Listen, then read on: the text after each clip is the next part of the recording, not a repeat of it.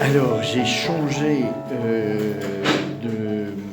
de programme. Comme je vous avais dit la dernière fois qu'on regarderait les articles différents de la question 46. Mais le traité de la Passion de Christ est tellement grand, il y a au moins une dizaine de questions, peut-être 15. Et donc, ça serait trop long d'étudier tous les articles et je préfère, dans chaque question, regarder un ou deux articles qui sont les plus importants et qui sont les plus éclairants pour nous. Donc, je laisse tomber la question 46, on a déjà vu 3 articles, et je saute à la question 47, qui a pour titre « Les auteurs de la Passion du Christ ». Qu'est-ce qui a causé la Passion du Christ et en particulier sa mort ? Alors c'est une question qui paraît simple et bête comme ça, mais en réalité c'est très intéressant parce que on peut être en difficulté, surtout aujourd'hui où on est en train de voter la loi sur l'euthanasie, hein, et donc ceux qui se font euthanasier, ils attendent la mort, ils la désirent, et ils l'acceptent, et puis ils la reçoivent, quoi. Jésus, il a désiré mourir, vivre sa passion, il le dit dans Saint Luc, hein. Je suis venu jeter un feu du ciel sur la terre, combien il me coûte qu'il soit allumé, et il parlait de sa passion. Donc il a désiré sa passion, il a attendu la mort aussi, et puis on lui a donné. Voilà, certains juifs ont pensé, mais va-t-il se suicider quand Jésus annonce je pars et là où je m'en vais, vous ne pouvez venir. Et ils se disent, mais est-ce qu'il va se suicider ? Jésus dit ailleurs, ma vie, nul ne la prend, c'est moi qui la donne. Vous voyez, alors comment répondre à ces questions-là ? Qu'est-ce qui a provoqué la mort de Christ ? Est-ce que c'est les Juifs qui l'ont battu à mort ? Est-ce que c'est le Verbe de Dieu qui l'a fait mourir parce que c'était le moment ? Qu'est-ce qui s'est passé exactement ? Voilà, vous savez bien comme chrétien qu'il n'est ni suicidé ni euthanasié d'une manière passive, hein, mais c'est autre chose. Alors, le premier article, c'est justement cette question-là, si le Christ a été tué par d'autres que par lui-même. Est-ce qu'il a été tué par les Juifs ? Vous voyez, jusqu'au Concile Vatican II, on disait que les Juifs étaient déicides, hein, qu'ils avaient tué Jésus, donc Dieu. Bon, ils savent bien que Dieu, on ne peut pas le tuer, mais à travers le Christ, on a tué Dieu. Oui. Alors, qu'en est-il de tout cela et pourquoi le Concile Vatican II a demandé qu'on ne dise plus ça, hein, parce que c'est pas très juste théologiquement. Alors, que dit saint Thomas ? La première objection est celle-ci. Il semble que le Christ soit mort de lui-même. Il dit en effet, personne ne me ravit la vie, mais je la donne de moi-même. Ce ne sont donc pas les bourreaux qui l'ont fait mourir. C'est vrai, hein, si on prend cette parole de Jésus, dans l'évangile de Saint Jean, hein, personne ne me prend ma vie. C'est-à-dire, sous-entendu, personne ne me prend ma vie sans mon consentement. C'est moi qui la donne. Mais même s'il l'a donnée lui-même, sa vie, c'est encore pire. Parce que comment ça s'est passé ? Comment Jésus a donné sa vie ? Il n'y a que Dieu qui peut rappeler l'âme à lui. Et Dieu ne tue pas. Alors quand Jésus dit « personne ne me prend ma vie », c'est moi qui la donne de moi-même en plus. Ça veut dire quoi ? Bon, alors on verra la réponse que donne saint Thomas. Regardons l'autorité, qu'est-ce que dit le 7 contrat ? Le Christ l'annonçait en parlant de lui-même. Après l'avoir flagellé, les bourreaux l'ont mis à mort. Ça, c'est dans Saint Luc, chapitre 18, verset 33. C'est le Christ qui a dit ça, hein, à propos du Fils de l'homme, en annonçant sa passion. Hein, ils le flagelleront et après, les bourreaux le mettront à mort. Et on sait bien que Jésus, comment ça se fait qu'il soit mort sous le coup des bourreaux, puisque Personne ne lui prend sa vie. Hein, c'est ce qu'il dit. Personne ne lui prend sa vie. Donc les bourreaux n'ont pas pu le mettre à mort. Et pourtant, c'est une parole de Jésus, c'est une parole vraie. Alors, où est la réponse? Alors, conclusion, saint Thomas va nous éclairer. C'est important parce que comme il s'agit de la mort, vous voyez, la mort, c'est quand même la conséquence du péché originel. Donc Jésus ne devait pas mourir puisqu'il n'a pas le péché originel. Bon, on sait que pour nous sauver, il a dû porter tous les péchés, toutes les conséquences du péché, y compris la mort. Alors, saint Thomas répond, il y a deux manières d'être cause d'un effet, directement en agissant dans ce but. C'est de cette manière que les persécuteurs de Christ l'ont mis à mort, car ils lui ont fait subir les traitements qui devaient amener la mort, avec l'intention de la lui donner. Et d'autre part, la mort qui s'en est suivie a été réellement produite par ces traitements. Alors quand Jésus dit « personne ne me prend ma vie », c'est moi qui la donne. Et pourtant, saint Thomas dit « c'est les bourreaux qui l'ont tué ». Mais du coup, c'est du côté de l'intention, Jésus. Et les bourreaux, c'est du côté de l'efficience. Est-ce qu'on peut dire ça? Oui, il y a quelque chose comme ça. Oui, il y a quelque chose comme ça. Hein. Mais quand même, qu'est-ce qui a été la cause efficiente de la mort du Christ? Vous voyez, c'est... Puisque Jésus dit « personne ne prend ma vie ». Ça ne peut pas être les bourreaux. Et pourtant, si. Il y a un mystère, là. Hein. Et il y a une réponse. On ne comprend pas le mystère, mais il y a une réponse quand même. Hein. On va voir. Indirectement. Donc, directement, hein, c'est la cause efficiente. Hein, celui il a tellement été battu qu'il devait mourir. Indirectement, en n'empêchant pas cet effet, quand on le peut. Par exemple, on dira de quelqu'un qu'il en mouille un autre parce qu'il ne ferme pas la fenêtre par laquelle entre la pluie. Il n'empêche pas qu'il soit mouillé. Donc, il est cause indirecte du fait qu'il soit mouillé. En ce sens, le Christ lui-même a été cause de sa passion et de sa mort. Il pouvait, en effet, les empêcher.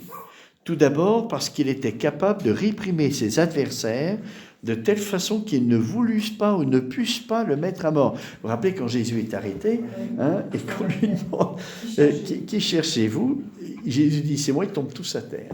Donc Jésus pouvait fuir, il pouvait...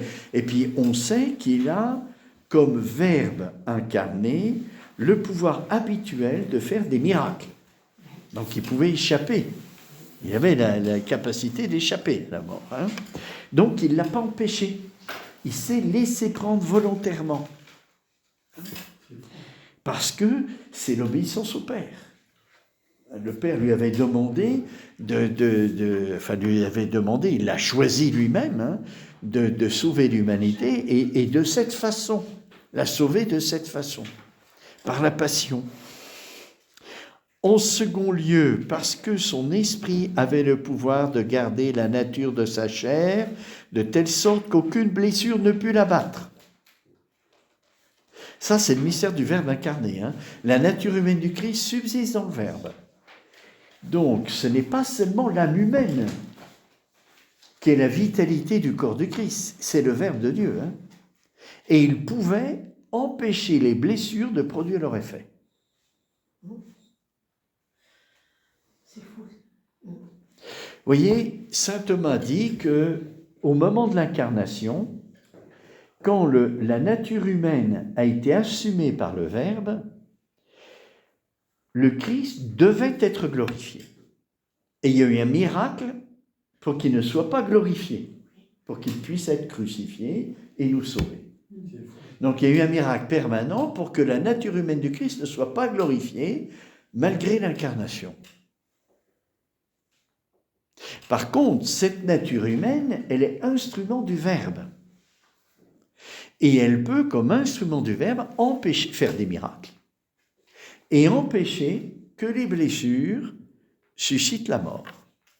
Il pouvait l'empêcher. Il ne l'a pas fait. Donc il est indirectement cause de sa passion. Directement, c'est les bourreaux, mais lui, indirectement, il ne l'a pas empêché. Et pourtant, vous allez voir. Donc,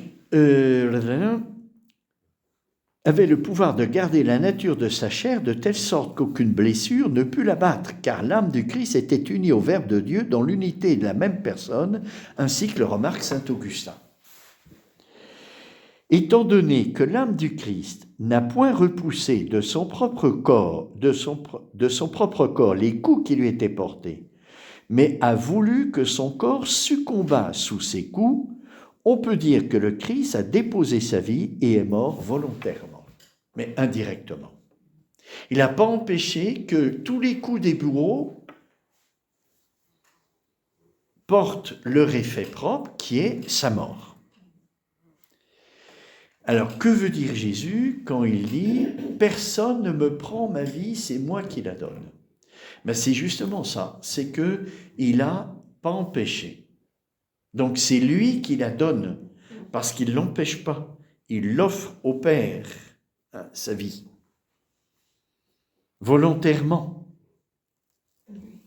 Oui. C'est pas, quand Jésus dit « personne ne me prend ma vie », il veut dire « personne ne me la prend sans mon consentement », mais il a consenti, puisqu'il a voulu que les bourreaux fassent leur office. Et bon, cependant, il y a eu un petit miracle. Et vous allez voir. Alors, première objection, il semble que le Christ soit mort de lui-même. En effet, il dit « personne ne me ravit la vie, mais je la donne de moi-même. Ce ne sont pas les bourreaux qui l'ont fait mourir. » Réponse. Personne ne me ravit la vie, dit le Christ, entendez, sans que j'y consente. Car ravir au sens propre du mot, c'est enlever quelque chose à quelqu'un contre son gré et sans qu'il puisse résister. Vous voyez ? Donc Jésus s'est laissé mourir sous le coup des bourreaux. Et donc personne ne lui ravit, mais c'est lui qui n'empêche pas, alors qu'il a le pouvoir de le faire. Il a le pouvoir de le faire. Deuxième objection. De plus, ceux qui sont tués par d'autres périssent peu à peu, à mesure que leur nature s'affaiblit. Cela se remarque surtout chez les crucifiés, car selon saint Augustin, les hommes qui sont pendus au bois meurent après de longues tortures. Or, ce ne fut pas le cas du Christ, puisqu'il rendit l'âme en poussant un grand cri. C'est donc de lui-même que le Christ est mort. Il y a quelque chose d'anormal. Vous voyez, normalement, quand on torture, on crucifie, la nature s'affaiblit, et puis on va vers la mort. Or, Jésus, avant de mourir, a poussé un grand cri. C'est-à-dire, il a montré que toute la vitalité, il l'avait encore.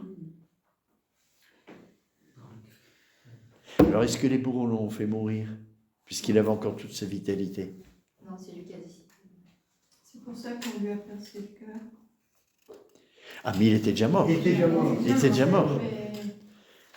En attendant, comment dire, la crucifixion, ça mène à la mort. Hein? À moins d'un miracle, la crucifixion, de toute façon, ça mène à la mort. Ça mène à la mort, oui. À mort quand même. Voilà. Mais Jésus a poussé un grand cri pour montrer, parce que vous voyez, pousser un grand cri quand la nature humaine est à toute extrémité et va mourir, c'est impossible. C'est impossible. Donc, qu'est-ce qui s'est passé? Eh bien, réponse de saint Thomas. Afin de montrer que la passion qu'il subissait par violence ne lui enlevait pas son âme, le Christ a gardé sa nature corporelle dans toute sa force.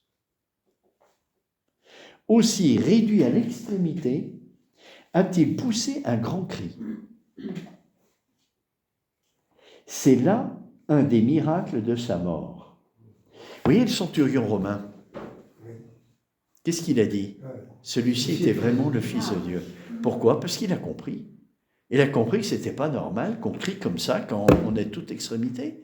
Donc il y avait une vitalité qui n'était pas humaine. Il a compris qu'il y avait autre chose.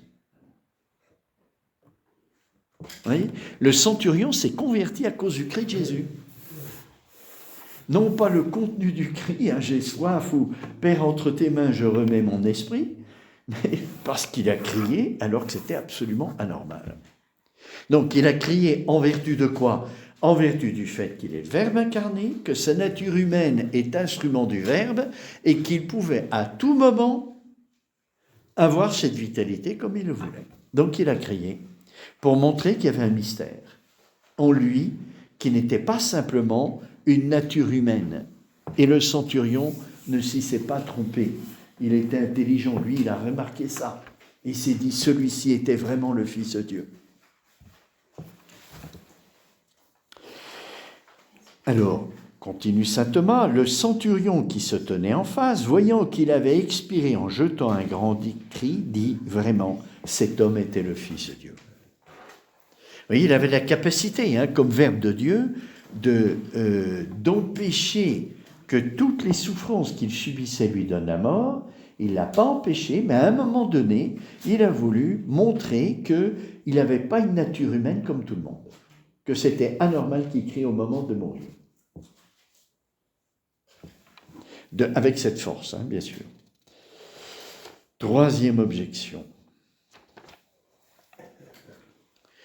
D'ailleurs, être mis à mort, n'est-ce pas mourir d'une mort violente? Et par suite, ce qui est violent s'opposant à ce qui est volontaire, d'une mort subie contre son gré. Or, saint Augustin le fait observer, l'esprit du Christ n'a point quitté sa chair sans qu'il le voulût, mais parce qu'il le voulut, quand il le voulut et comme il le voulut. C'est donc de lui-même et non point de la main des bourreaux que le Christ est mort. Le fait que le Christ, volontairement mais indirectement, ait voulu mourir, ça s'oppose, c'est sa volonté, il est libre, et la liberté s'oppose à la violence. La violence contraint et empêche la liberté. Vous voyez, là, les bourreaux se trouvent face à une liberté intérieure du Christ qui est là, et donc, l'objection dit, il n'a pas subi la mort de la main des bourreaux, parce qu'il l'a voulu.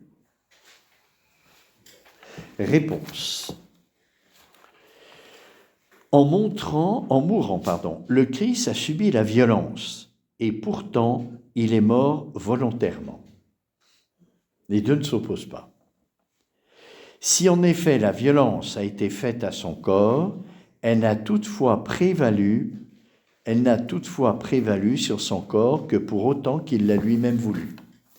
C'est-à-dire, vous voyez, le Christ, à cause de son mystère de Verbe fait chair, pouvait éviter que toutes les blessures portent leurs effets, donc il l'a permis, comme de la même manière qu'il y a une permission divine qui ne soit pas glorifiée, parce que s'il était glorifié, il serait impassible. Si Jésus avait été glorifié par le mystère du Verbe fait chair, il serait devenu impassible et donc il ne pouvait pas mourir. Donc le fait que Dieu a empêché qu'il soit glorifié, alors que c'était normal qu'il soit glorifié par le mystère d'incarnation, c'est pour qu'il puisse être crucifié et mourir. Ouais. Et Jésus a accepté tout ça. Il a accepté de ne pas être glorifié, de toute sa passion avec cette mort violente qu'il a subie. Cependant, à la fin, pour le centurion, il a laissé qu'il y ait quelque chose de sa vitalité qui émerge pour qu'on comprenne que c'est lui librement qui donne sa mort. Et les bourreaux, ils laissent faire. Vous voyez, il a poussé ce grand cri pour qu'on comprenne que si les bourreaux lui donnent la mort, c'est parce qu'il le veut, parce qu'il peut l'empêcher, puisqu'il a cette vitalité. Et le centurion s'est converti. Paul-Marie, tu peux poser une Oui. question? Alors, dans Saint Jean, je ne vois pas que Jésus pousse un cri. Il a poussé plusieurs cris. Et Saint Matthieu. C'est pas Saint Jean. Oui. Oui, C'est pas dans Saint Jean, c'est dans effectivement. Saint Luc, Saint Matthieu et Saint Marc. Là, j'ai regardé. Et alors, pourquoi dans Saint Jean, il ne le mentionne pas, le cri, au moment de la mort? Parce que Jésus pousse d'autres cris. Vous voyez, les évangélistes ne racontent pas tout la même chose. Et Saint Jean, lui, il rapporte ce qui est plus lié à la lumière et à l'amour. Vous voyez? Donc le cri de Jésus, j'ai soif. Et puis, Père, entre tes mains, je remets mon esprit. Oui. Oui. Les autres, ils rapportent ça, effectivement, ce grand cri.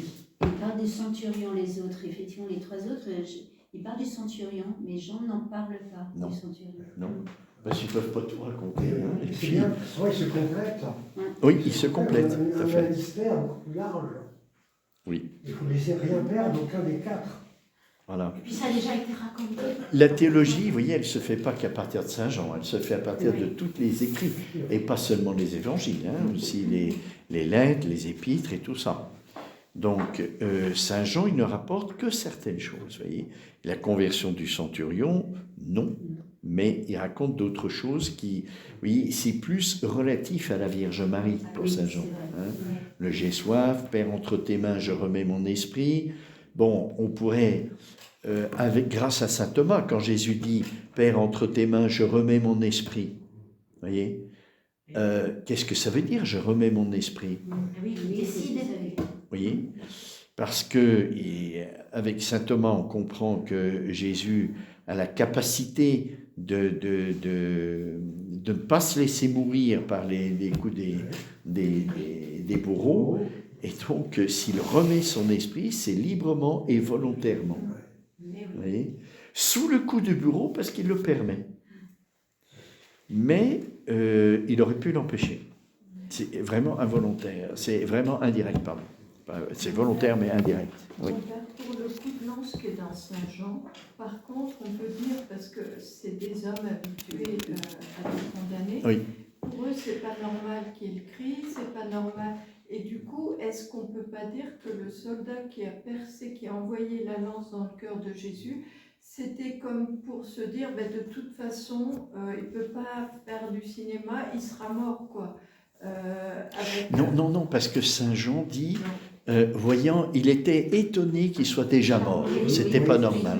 Oui. Oui. Justement, du coup, il l'a tué pour qu'il soit mort en lui perçant. Mais il était déjà mort. Mais il était déjà mort. Il l'en constatait. Oui, mais je le sais. Mais le soldat, il l'a constaté aussi. C'est pour ne pas briser les jambes devant Marie. C'était écrit, oui, Oui, qu'aucun c'est de pas ses les os jambes. ne sera brisé. Oui, Mais il ne le sait pas, le soldat non Non. plus. oui. Non, mais le coup de lance, ça pose une question. Vous voyez, ça veut dire que Jésus, c'était le seul coup mortel. Oui, justement. Hein, que Jésus, même comme Verbe fait chair, il n'aurait pas pu éviter le coup de lance qui donne la mort. Ah. Et donc, Jésus a anticipé sa mort. Il a anticipé pour que ce coup de lance ne lui donne pas la mort. Parce qu'il veut que ça soit librement. Hein? Donc, et il le dit, hein, personne ne me ravit la mort, la vie. Hein, c'est moi qui la donne. C'est moi qui la donne. Voyez, si le bourreau avait donné ce coup de lance, on n'aurait pas su que Jésus donne librement sa vie. Parce que la mort aurait été donnée tout de suite. Voyez. Alors Jésus anticipe. C'est un soldat qui donne le coup de lance, c'est pas un bourreau. Oui, un soldat, oui, tout à fait. Mais c'est un bourreau, puisqu'il donne le coup de lance. Et brise les jambes des soldats. Il est censé le faire Oui. une fois à la mort constatée. Et il ne le fait pas pour Jésus, pour que ses membres ne soient Non, pas il était censé faire mourir, puisqu'il brise les jambes du bon et du mauvais larron, Voilà. pour les faire mourir. Oui, donc, Et donc, constatant que Jésus était déjà mort, il s'en étonne et il donne le coup de lance. voilà. Mais lui, s'il avait brisé les jambes, il l'aurait fait mourir de toute façon. Il l'aurait fait mourir, oui. Mais Jésus anticipait ça. Voilà. Hein, pour que, c'est vrai, il aurait pu briser les jambes et Jésus aurait pu pousser ce cri en disant je ne sais pas quoi, qu'est-ce qu'il a poussé comme cri, mais on aurait compris que c'était pas normal et il serait passé la même chose. Hein. Voilà. Mais là, il l'a anticipé de cette façon. Pourquoi? Ben, il y a une raison de sagesse, hein, sûrement. Sûrement. Parce que le coup de lance devait être donné. Vous voyez? Parce que Saint Jean dit qu'à partir du coup de lance, il y en a 3 qui rendent témoignage, l'eau, l'esprit et le sang. Hein, c'est-à-dire, l'Esprit Saint accompagne l'eau et le sang du cœur. Tout est donné. Vous voyez, il fallait qu'il y ait ce coup de lance et non pas qu'on lui brise les jambes. Parce qu'il fallait que tout soit donné, les dernières gouttes d'eau et de sang. Donc, dans le cœur. voyez, il fallait que tout soit donné, et il fallait qu'il y ait un témoignage du don de l'Esprit Saint que Saint Jean a perçu. Mais mon père, dans l'histoire, pourquoi le soldat a donné le coup de lance? Son intention à lui. Alors, son intention à lui, il n'y en a pas. Vous voyez, c'est un service commandé, Oui, c'est ça. donc il fait mécaniquement ce qu'il doit faire, et puis comme il ne savait pas quoi faire devant Jésus, il a donné le coup de lance. Ouais. Il ne savait pas quoi faire parce que Jésus était déjà mort. Et comme il doit faire quelque chose, il aurait pu ne rien faire. Vous voyez? Il obéit à Mais mort. il a fait quelque chose quand même qui n'a pas de sens, parce qu'il était déjà mort. C'est pas Mais quelque chose qui se la fait. providence s'en sert, et même peut-être il a été poussé par l'Esprit Saint pour donner ce coup afin qu'on ait ce témoignage. Oui. Tout a un sens, surtout lorsque ça touche la mort du Christ, c'est sûr que ça a un sens. Alors, je vous ai dit, Sainte Catherine de Sienne, dans ses dialogues, elle interroge le Père en demandant « Mais pourquoi ce coup de lance, puisque Jésus était déjà mort ?» Et le Père répond en disant qu'il fallait que tout soit donné, les dernières gouttes d'eau et de sang, que tout soit donné. Vous voyez, pour qu'on voit bien que tout est donné, mais pas seulement matériellement, intérieurement, il est offert au Père, vous voyez, et il offre sa vie au Père dans l'obéissance. C'est pour ça que je disais à la messe ce matin, c'est vraiment l'acte d'obéissance qui sert de modèle et de mesure à tous les autres actes d'obéissance. Et vous voyez, dans cet acte d'obéissance, Jésus s'offre au Père. C'est-à-dire que l'acte d'obéissance, il doit nous conduire au Père. Vous voyez, quand on obéit à ce que le Père veut, ça réclame de nous une offrande. Une offrande qui est agréée par le Père et qui nous fait toucher le Père. C'est pour ça que je disais que l'obéissance, elle est théologale. C'est pas juste de dire ça théologiquement. Il n'y a que la foi, l'espérance et la charité. Mais elle est théologale moyennant la charité.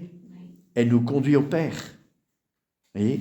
Et ça, c'est incroyable, quoi. C'est pour ça que je vous disais aussi dans l'homélie qu'il y a une hiérarchie dans l'Église pour qu'on puisse obéir. Et cette obéissance théologale nous conduit vers le Père. Vous voyez, l'obéissance, elle est partout présente, dans la vie religieuse, dans l'Église, partout. Pour qu'on fasse des actes d'obéissance. Oui, dans un couple humain, il n'y a pas d'obéissance, comme je vous disais. On s'aime parce qu'on est en connaturalité. Et quand on a une décision à prendre qui ne s'impose pas, quelquefois, il peut y avoir une obéissance parce que l'un est plus compétent dans un domaine, l'autre dans un autre, donc on laisse le plus compétent, donc on se soumet, il y a une certaine obéissance. Mais quand il n'y a pas d'évidence, qu'est-ce qu'on fait? On cherche la vérité ensemble et on prend la décision ensemble. Mais quand, dans alliance d'amour, l'un, c'est Dieu, il a une sagesse qui nous dépasse. Et donc là, il y a une obéissance. Voyez ? Mais ce n'est pas seulement pour les choix. C'est que dans l'amour humain, l'autre est ma fin. Il me permet de grandir dans l'amour. Quand c'est le Christ, quand c'est Dieu, mais Dieu on ne le connaît pas, on sait qu'il existe, on ne sait pas qu'il est, donc on a besoin d'obéir pour l'aimer.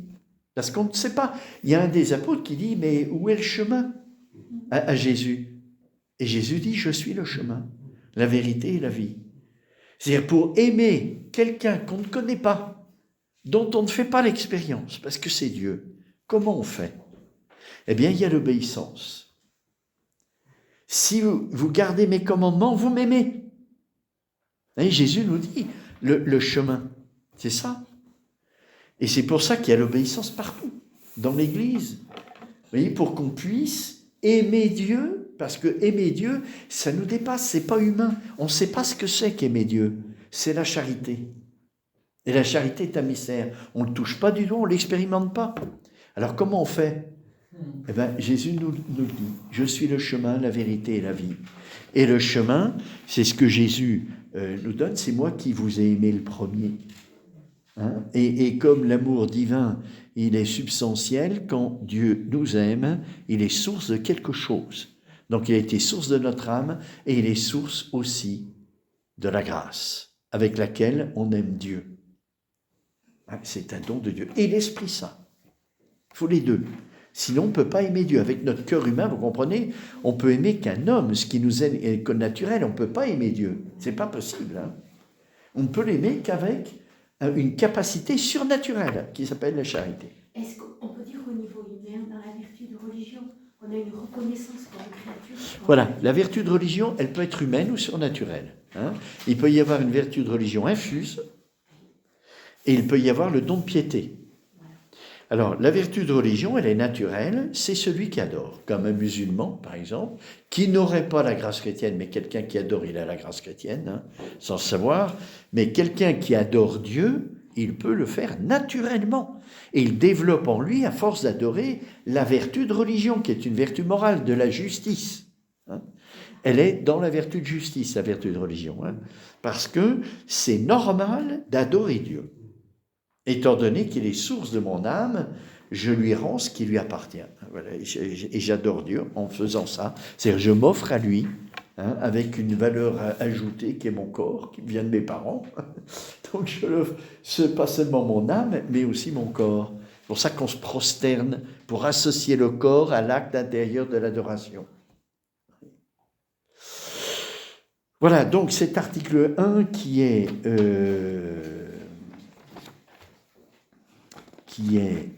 le Christ est-il mort par la main de ses bourreaux ou de lui-même? Les deux.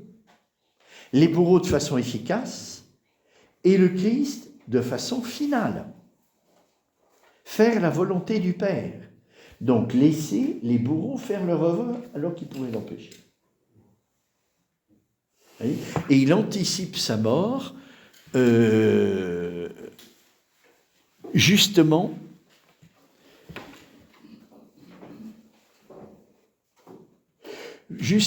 pour, en quelque sorte, diminuer la faute de l'homme qui le met à mort, parce qu'il le permet, alors qu'il pourrait l'empêcher. Vous voyez ?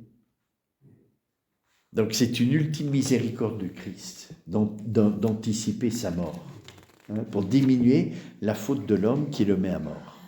C'est fou. Mon père, j'ai une question.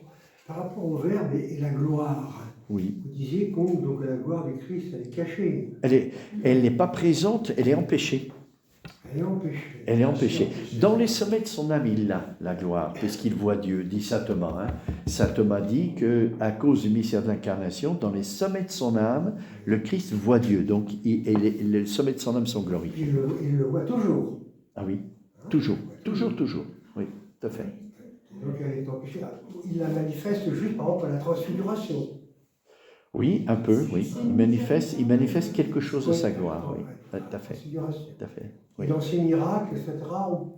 Alors les miracles, oui, saint Thomas dit que le Christ avait le pouvoir habituel de faire des miracles, qu'il n'est pas la glorification. Ça, c'est la nature humaine qui est instrument du Verbe. C'est pas la même chose. Étant donné qu'elle subsiste dans le Verbe, elle devient un instrument du Verbe, un instrument conjoint au Verbe, dont le Verbe se sert pour faire des miracles. Sert de l'humanité sainte du Christ. Mais c'est pas parce qu'il est glorifié dans son corps. Et la glorification dans son corps, après la résurrection, voilà. Lorsqu'il s'assied à la droite du Père. Ah ben dès la résurrection, il est déjà glorifié, puisqu'il montre ses plaies, vous voyez, sans aucune douleur, donc il est impassible. Voilà.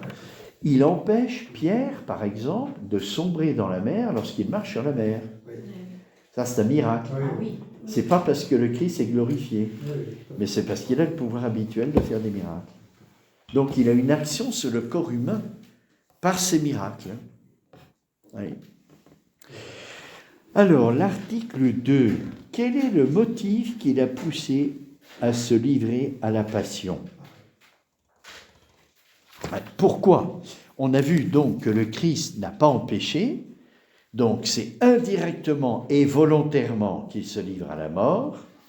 Alors maintenant, pourquoi? Pourquoi est-ce qu'il se livre à la mort? Première objection. Il n'y a, alors, l'intitulé de l'article qu'a mis l'auteur de la Revue des Jeunes, c'est « Le Christ est-il mort par obéissance ?» Alors que le titre que met saint Thomas, c'est pas celui-là, c'est ce que je vous ai lu.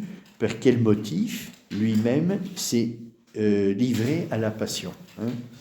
Donc là, l'obéissance. Hein. Car il n'y a obéissance que là où il y a précepte. Or, nulle part on ne voit qu'il y ait eu pour le Christ un précepte de souffrir. L'obéissance se fait toujours à un commandement, un précepte. Et on ne lit pas dans les Écritures, c'est pas révélé que le Christ, voilà. Mais on sait qu'il a pris l'obéissance jusqu'à la mort, ça c'est dans l'Écriture. Hein. Donc même s'il n'y a pas de précepte dans les Écritures, on sait qu'il est mort par obéissance. Cependant, donc l'argument d'autorité, saint Paul dit aux Philippiens, le Christ s'est fait obéissant à son Père jusqu'à la mort. Voilà, c'est ça les Philippiens. Hein. Donc on sait, c'est attesté, c'est révélé que Jésus est mort par obéissance. Oui, c'est l'amour et c'est l'obéissance. Hein, parce que dans le Verbe de Dieu, il n'y a pas d'obéissance au Père. Puisqu'il est Dieu comme le Père. C'est la nature humaine du Christ qui obéit au Père. Hein, ce n'est pas le Verbe. Hein. C'est la nature humaine du Christ qui obéit au Père. Mais il obéit tout enveloppé de l'amour. Voyez ? Alors pourquoi on parle d'obéissance, ce n'est pas d'amour ? Parce que dans l'obéissance, il y a quelque chose qui réclame une offrande douloureuse. Hein, quand on obéit à quelque chose qui n'est pas du tout ce qu'on aurait souhaité, eh ben il y a une offrande de notre volonté. Et la volonté, c'est ce qu'il y a de plus élevé avec l'intelligence hein, dans notre nature humaine. Donc c'est une offrande personnelle que l'on fait dans l'obéissance. Si cette obéissance est enveloppée, portée dans l'amour, alors ça devient un acte d'amour. Mais subir la passion du Christ telle qu'il a subi à la croix, c'est quand même très douloureux. Donc on parle d'obéissance pour nous. Mais c'est tout de l'amour pour le Christ. Vous voyez ? Alors, réponse de saint Thomas, il est de la plus haute convenance que le Christ ait souffert par obéissance et en voici les motifs. La justification des hommes, de même que par la désobéissance d'un seul homme, écrit saint Paul, beaucoup ont été constitués pécheurs, de même aussi par l'obéissance d'un seul, beaucoup sont constitués justes. Ça, c'est à cause du lien qu'on a avec Adam et du lien qu'on a avec le Christ, la tête et le corps. Adam était notre tête au point de vue naturel, le Christ est notre tête au point de vue surnaturel. Donc, au point de vue naturel, le péché, c'est pas surnaturel, c'est naturel. Adam étant la tête, il a péché, eh bien ce péché se transmet dans toute la race humaine, parce que comme tête, il était responsable de la nature humaine, de toute la nature humaine qui viendrait de lui. C'est un mystère, on ne sait pas, parce qu'on n'a pas fait l'expérience de ça. Mais on peut le dire. On peut le dire, pourquoi ? Parce que saint Paul, aux Romains, il dit que le Christ, c'est le nouvel Adam. Et on sait que le Christ, c'est notre tête, ça c'est révélé. Donc ça veut dire que Adam, il était notre tête. Mais pas au plan surnaturel, évidemment. Hein, c'est saint Paul qui révèle ça. Hein. Donc le Christ, Adam était notre tête au plan naturel, c'est-à-dire qu'il avait la responsabilité, comme le Christ au plan surnaturel, il a la responsabilité de notre salut. C'est pour ça que si on obéit, on est sûrement sauvé. Et Adam, responsable de la nature humaine, donc lui, c'est l'inverse, son péché passe à toute la nature humaine, le péché originel. Hein. Ce qui n'est pas très drôle, mais c'est comme ça. De même que par la désobéissance d'un seul homme, parce qu'Adam était notre tête, écrit saint Paul, beaucoup ont été constitués pécheurs, de même par l'obéissance d'un seul, beaucoup sont constitués justes. Et ça, c'est l'Épître aux Romains, évidemment, qui a développé ça. Quand saint Paul dit que le Christ est nouvel Adam, je crois que c'est le chapitre 8, si je ne me trompe pas. Hein. Là, c'est 5,19. Deuxième raison pour laquelle le Christ a, la justification, hein, parce que comme il est notre tête, eh bien, sa grâce, elle passe en nous. Et ça fait partie de sa grâce. La réconciliation de Dieu avec les hommes. Nous avons été réconciliés avec Dieu par la mort de son Fils, écrit saint Paul aux Romains. La mort du Christ fut un sacrifice très agréable à Dieu. D'après le mot de l'Épître aux Éphésiens, il s'est livré lui-même à Dieu pour nous en oblation et en victime de suave odeur. Or, l'obéissance n'est-elle pas préférée à tous les sacrifices? Selon la parole du livre des rois, l'obéissance vaut mieux que les victimes. Aussi convenait-il que le sacrifice de la passion et de la mort du Christ ait sa source dans l'obéissance. Ouais. Pourquoi l'obéissance est agréée par Dieu? Parce qu'on ne lui offre pas n'importe quoi, on lui offre notre esprit, on lui offre notre volonté. Et on sait bien, le péché d'orgueil, c'est ça, c'est notre moi qui passe devant. C'est notre bien propre qui passe devant, notre volonté qui passe devant tout. Voyez, donc l'offrande de notre volonté, eh bien, dans l'obéissance, ça nous réconcilie avec Dieu. La réconciliation de Dieu avec les hommes. Nous avons été réconciliés avec Dieu par la mort de son Fils. Vous vous rappelez que quand saint Thomas, on ne l'a pas vu, mais dans le mystère du Verbe incarné, à un moment, mais je vous l'ai cité plusieurs fois, à un moment donné, saint Thomas se pose la question, pourquoi le Verbe s'est fait chair et pas le Père et pas l'Esprit Saint? Donc il commence par une autre question avant, disant, le Père pouvait-il s'incarner? L'Esprit Saint pouvait-il s'incarner? Il montre que oui. Alors il y a un choix de Dieu. Pourquoi le Verbe? Et dans les 3 raisons qu'il donne, je vous l'ai dit parce que ça nous touche beaucoup aujourd'hui, il dit, une des raisons, c'est parce que le Fils est l'héritier, et comme on a perdu l'héritage, c'est-à-dire la vie éternelle par le péché, il fallait que ce soit le Fils qui, par sa grâce, fait de nous des fils, donc de nouveau des héritiers. Ensuite, il dit, tout a été fait par lui, c'est dans le prologue de Saint Jean. Au commencement était le Verbe, et le Verbe était auprès de Dieu, le Verbe était Dieu. Il était au commencement auprès de Dieu, tout fut par lui, en parlant du Verbe. Or, la création est racontée dans le livre de la Genèse comme une œuvre de Dieu.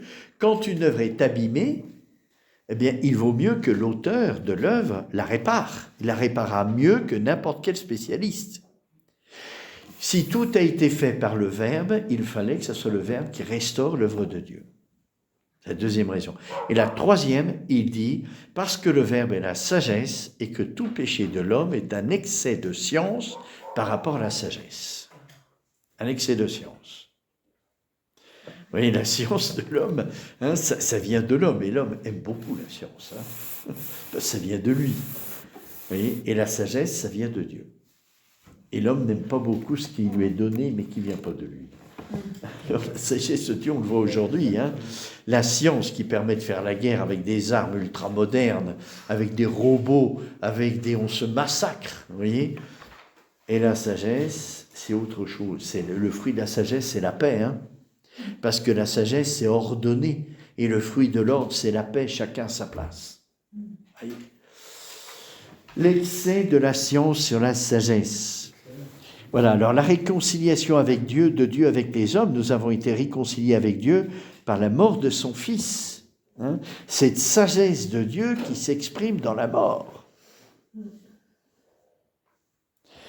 Écrit saint Paul aux Romains, alors que le péché s'est exprimé aussi dans la mort pour Adam. Il devait mourir. La mort du Christ fut un sacrifice très agréable. Bon, on a lu. L'obéissance vaut mieux que les victimes, etc. Troisième raison, la victoire par laquelle le Christ a triomphé de la mort et de l'auteur de la mort. Un soldat ne peut vaincre que s'il obéit à son chef. C'est pourquoi l'homme Christ a obtenu la victoire en obéissant à Jésus. L'homme obéissant, disent les proverbes, multiplie les victoires. À la gloire de l'obéissance. Une obéissance qui multiplie les victoires. Parce qu'on obéit à quelqu'un qui est glorieux. Dieu qui est glorieux. Et la gloire, c'est la victoire. Dieu est glorieux en lui-même. C'est sa nature. La victoire de l'amour. Vous voyez, l'absolu de l'amour infini. C'est ça, c'est pour ça que Dieu est glorieux. C'est parce qu'en lui, l'amour est infini. Vous voyez. Et donc, si on obéit à Dieu, eh bien, il nous oriente et il nous conduit par l'obéissance à la gloire, c'est-à-dire à la victoire de l'amour. Et c'est pour ça que le Christ est ressuscité pour manifester cette victoire de l'amour sur la mort. Donc la victoire par laquelle le Christ a triomphé de la mort et de l'auteur de la mort, un soldat ne peut être victorieux que s'il obéit au chef. Bon. Alors, réponse à la première objection, il ne semble pas, car il y a obéissance que là où il y a un précepte. Alors, le Christ avait reçu de son Père le précepte de souffrir. On lit en effet dans Saint Jean, « J'ai le pouvoir de donner et de reprendre ma vie, tel est le commandement que j'ai reçu de mon Père. » Ah, c'est quand même écrit dans Saint Jean. C'est le commandement que j'ai reçu de mon Père, dit Jésus, de donner ma vie et de la reprendre. Et il ajoute ailleurs, c'est pour ça que le Père m'aime. C'est parce que je donne ma vie et je la reprends. Parce qu'il obéit. Jésus dit, celui qui m'aime, c'est celui qui obéit à mes commandements. Or, ce n'est pas qu'il ait dû d'abord entendre ce commandement et qu'il ait eu besoin de l'apprendre, mais il a montré qu'il agissait de son plein gré et il a détruit aussi tout soupçon d'opposition entre lui et son Père.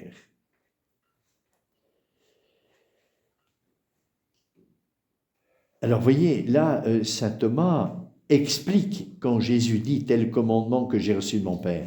Il dit « ce n'est pas qu'il ait dû d'abord entendre ce commandement et l'exécuter, c'est qu'il ait eu besoin de l'apprendre, mais il a montré qu'il agissait de son plein gré. » C'est-à-dire le désir du Père, il l'a accompli, parce qu'il aime le Père.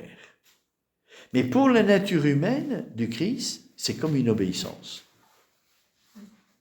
Les rapports entre l'obéissance et l'amour, ici, sont très ténus, parce que l'amour inclut et porte l'obéissance. Une obéissance qui n'est pas théologale, c'est-à-dire qui n'est pas portée par la charité, ça vient du droit canon qui est un tribunal humain. Voilà. Sans la charité, c'est ça. Il y eut encore ceci d'admirable dans la mort du Christ qui mourut. Non, pardon. Alors, j'étais en train de relire l'article 1. Alors, néanmoins, la loi ancienne, ayant atteint son terme dans la mort du Christ, selon le mot du Christ, mourant, tout est consommé. On peut dire qu'en souffrant, le Christ a rempli tous les préceptes de la loi ancienne, puisqu'il achève tout. Les préceptes moraux qui sont fondés sur le précepte de la charité, le Christ les a remplis car il a souffert par amour pour son Père, d'après ce texte de Saint Jean, afin que le monde connaisse que j'aime le Père et que j'agis comme mon Père me l'a ordonné. Levez-vous, sortons d'ici. Pour aller au lieu de la passion, et il a souffert également par amour du prochain, selon ce mot de saint Paul, il m'a aimé, s'est livré lui-même pour moi. Oui, ce qu'on peut dire de l'amour de Dieu, qui réclame l'obéissance et la charité, on peut le dire de la charité fraternelle, c'est pas un amour humain. C'est pareil, c'est un mystère. C'est pour ça que Jésus nous a donné le commandement de la charité fraternelle et qu'il l'a donné à la croix. Voici ton fils. C'est un ordre, c'est pas un souhait. Voici ta mère. Vous voyez, le fait de faire ça, d'obéir, de prendre Marie chez nous, comme Saint Jean l'a pris, c'est une obéissance au Christ qui porte à s'offrir comme Jésus s'est offert à la croix au Père. C'est la voie directe pour aller au Père.